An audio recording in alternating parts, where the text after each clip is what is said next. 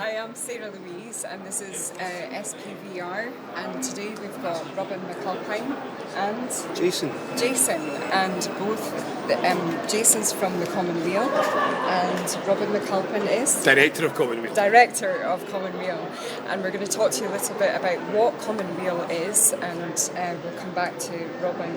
And we'll discuss a little bit about why he's here at the Radical Independence Conference, which he made a really great speech earlier on, which was fab. But we'll talk to you first a little bit, Jason, about what the Common Weal actually is. Okay, so Common Just Weal, for people who don't know. Yeah. Present day Common Weal basically looks like there's two parts. There's the activism and the kind of getting out to talk to people, letting people know what we do. The backbone of that is policy work, essentially, which is the input of thousands of professionals over the last 5-6 years, resulting in papers being published, which are alternative ways of doing economy, banking. The current big one on the table is the Green New Deal, which we're launching on the 9th of November at the Arches in Glasgow. So attending the RIC conference today gives us a chance to let people know who we are, what's driving us and where we're trying to get to. So the Green New Deal has been the first fully costed plan to reach carbon neutrality in Scotland. I believe it's one of the first in the world that's been so explicitly laid out in terms of what the practicalities are. Over and above the Common Weal itself, there's a common space which is journalism, day-to-day, kind of news briefings without the nonsense kind of stuff. It's just a lot of guys like myself that are working at the forefront to introduce people to the concept and the idea of Common Weal. Over and above that, there's a lot of guys much cleverer than me that are working on policy and all of that kind of stuff. So we've got a really good mix of activism, professionalism going on with a view to carving out what potential Scotland could look like. Okay. And can I ask you briefly, what is it that brought you to the Common Weal? Common sense. Common sense. Common sense. Yeah, that sounds like common sense to me. Yeah, everything we do there is policy neutral, so we actually don't care who's in government, as long as they're adopting a fairer society. I've got 5 kids, so I would be wasting my time if I didn't. If I was solely part of politics. Don't get me wrong, I'm involved to some degree with the political story just now, but it's not very satisfying. This is much more satisfying. This is people getting the job done rather than talking in an echo chamber. You know. Yeah. Okay. And now we'll move on to Robin Mcalpine. Hi. Okay, so tell us a little bit about yourself, Robin, and how you became so radicalised, should I say, for the independence movement. Well, I mean, I grew up in a family that was quite radical, so right, okay. I was in. That's where it starts. Isn't it it always starts there. So I was handing flowers to policemen at Faz Lane from childhood onwards. I marched for many things, and by the time I was 16, some of it was even consensual. I wasn't just being dragged by my parents. Okay. So I came from a background that was a kind of activist campaigning background, and they also always supported independence. So I grew up in an independence supporting family, way back to the 60s and 70s. Both my parents were involved with the SNP. Do you think that makes a difference to your belief system? Without going into the neuroscience of it, but genuinely the things that you experience early in your life shape you. And if you experience, for example, I was just thinking the other day how much I physically recoil at any cruelty to animals. Yes. And suddenly, where did it come from? It's because that was all I ever knew when I grew up. You don't hurt animals. So you learn and you adapt these things and they become normal. But what's so beautiful about the independence movement is there's lots of people who didn't grow up with it here.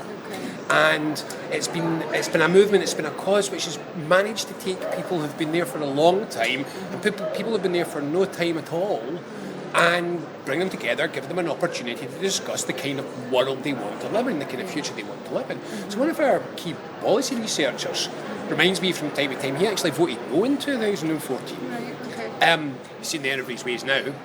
But a lot of them have. But this is one of the things which has been so nice about the independence movement is it hasn't been. We're sometimes portrayed as if it's some sort of cult, as if it's some sort of, it's not, it's diverse, it's wide, it's rich, it's a lot of people at different ages and levels of experience and beliefs. And that's one of the things that's been so nice about it. It's just a lot of people that believe we can just do it better ourselves. Right. And today we're at Radical Independence Campaign, so these are the people who believe that we can finally start to tackle things like poverty and gender inequality and all these massive social problems, that we can actually start to tackle that properly in an independence column. And that's why these days are always so uplifting. Yeah.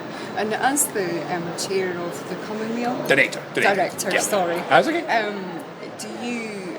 Do what is your advice to people coming to the Commonweal in terms of, they clicked on the web and saw the Commonweal, what would you... Enjoy. So what we try to do, the key thing that we do is, we at the heart of it, we're a think tank. And so to be a think tank, credibility is key. So we put a lot of time into producing really solid, costed, properly prepared policy papers. This is, we were just sending off one to print last night, and it's a big and very complex Green New Deal proposal. But we always say those are the source documents. That's the piece of solid work that lies at the heart of it. It's the source of the idea. But we do lots of things with it. So we always try to make these into short, snappy videos that people can watch and understand the idea, briefing papers, we do events, we do talks. So the main thing that we're trying to say here is we want to bridge the divide between, sometimes on the left we're quite good at saying what I want is, rather than how I will get it is. Yeah. So we being try... proactive. Yeah, specifically, so for example, I keep saying this, if you want to change law, you must know what law you want to change. There is no point in saying, I wish there was a law that was nicer. You've got to say, I want this law here to change in this way. So we do the substance, the work behind it to make sure that it's solid proposals, they're definitely workable, they can be... But we're trying to bridge that because, let's be honest, who likes a spreadsheet? My head of policy. My head of policy, but there's a few. Who really likes a spreadsheet? I mean, I've just been sitting through this edit work, and if I have to go through the difference between a gigawatt of installed capacity versus a terawatt hour of deployed energy. Yes, I know. That's been my life for a number of months now. But people just want to know that we can have a solid electricity system that's affordable for everybody, that doesn't do environmental harm, and that keeps the lights on. So this is what we try to do. We try to say, you believe in this stuff and you want to believe in this stuff. You don't have to memorise the spreadsheet, but trust that the work is done, that the background is there, and now you can go and campaign for these things. And do you think the Commonweal will make a difference? Particularly to the independence movement? Well, so the Commonweal was created because of the independence movement in 2013. So I ran for another think tank before that, and in 2013 there was just this sense that the independence movement was somewhat lost for inspiration, and people forget this now, but in the first half of the Scottish independence campaign that ran up to 2014, the first year and a half, it was all spreadsheets. I mean, it was literally the no side and the yes side arguing over whether everyone would be £500 better off or £500 worse off. That's 2013, Commonweal created because we need a vision for Scottish independence. And yes, I know some people say it's just a democratic imperative, it's the right to choose. But sure, it's got to be more than that. Sure, it's got to be a vision of a better place. That's how we were created. We've never stopped. We've never stopped. We are constantly saying, this is the Scotland we have, this is the Scotland we could be. Independence is the first thing we need, it's not the last thing we need. And then we need to do a lot more after that. So I hope people still like our ideas, I hope it's still having an influence, and I hope to God we can get it together and get this campaign won because Scotland needs it.